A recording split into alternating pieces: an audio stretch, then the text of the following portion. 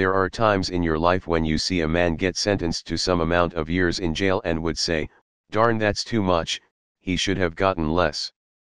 But there are also times when you see a man get sentenced to an amount of years, and hope to God that he gets much more than that. The latter is the case with this former judge if it's true.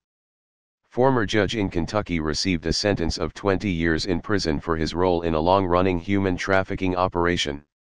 The judge pleaded guilty to 21 counts of trafficking women and young girls in the sex trade industry. Judge Kathleen Lape sentenced 71-year-old Tim Nolan to spend 20 years in state prison on Friday. She also ordered Nolan to pay a $100,000 fine.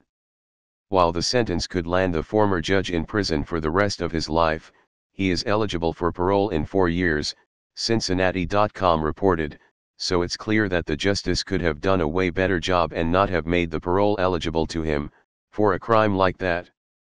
Nolan used threats of arrest and eviction to force women and underage girls to perform sex acts, the charges stated. On Friday, he pleaded guilty to 21 counts for activities dating back to 2004.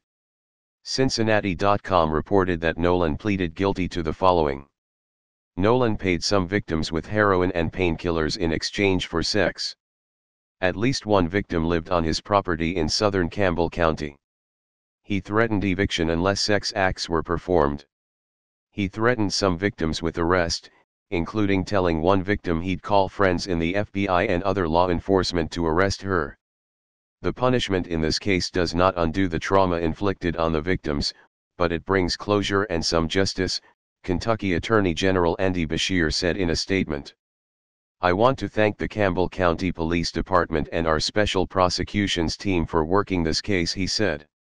His attorney Margot Grubbs said, "I'm saying the underlying facts as alleged by victims do not necessarily equate to what really happened, because we all know in life there are two sides to every story," Grubbs told reporters following Nolan's sentencing.